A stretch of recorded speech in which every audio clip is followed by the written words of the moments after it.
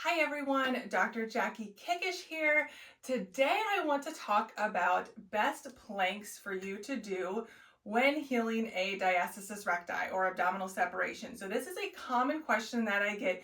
Should I be doing planks? Should I not be doing planks if I have a diastasis? So I'm going to go ahead and try and answer that the best way possible, okay? So before we, start progressing to doing a full plank, right, which means feet and hands are on the floor and we're doing a full plank like this, we want to check a couple things, right? We want to make sure that we have our 360-degree breathing, which I will link a previous video to that in the show notes.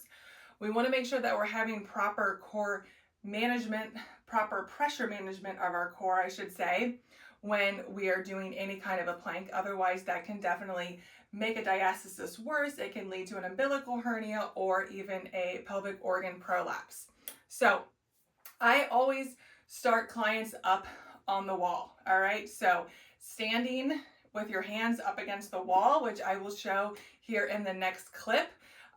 The further you have your feet back from the wall, the harder it is going to be. But this is going to put the least amount of pressure down onto your abdominal wall, but at the same time, we're still strengthening our abdominal wall. Now, if you are able to do this and you have great pressure management, you're not having any discomfort, pain, and it's quite easy for you, then you can progress to the next level, which would be a chair, okay? So I also want to say that I'm really not a fan of doing basically a modified plank from the floor, which looks like this, where I'm on my knees and I come down onto my elbows, okay? So it's really better if we are able to modify basically a straight plank, not going down onto our knees, and using, a chair. The back of a couch would be fine as well. That might be a little bit higher than this, but that is completely okay. All right, so let me go ahead and show you what this plank looks like using the chair. Okay, now if you're someone where, maybe doing planks bothers your wrist, then I would recommend using your forearms. All right, you want to make sure that your shoulders, and chest doesn't sink down like this. All right, so this is going to be a lot more challenging than against the wall. But if the wall is pretty easy for you, this would be the next progression. Again, I should be able to draw a straight line when I'm in a plank from my head to my shoulders to my hip, knee, and ankle, right? So what it doesn't look like is this, my butt's up in the air, or the opposite, I'm sagging back down, right? We want to make sure that we are nice and straight, aligned spine, and engaging our core. Now, one thing you do want to make sure of whenever you're doing a plank, whether it's modified or not, like I mentioned earlier, is pressure management. Do you have any doming or coning in your abdominal wall? The best and really the only way to check for this is doing maybe a modified plank like that and having trying to record yourself with your camera, with your phone, placing your phone underneath your stomach so that you can look at that. Or you could even try and check, with your own eyes if you're able to get into that position.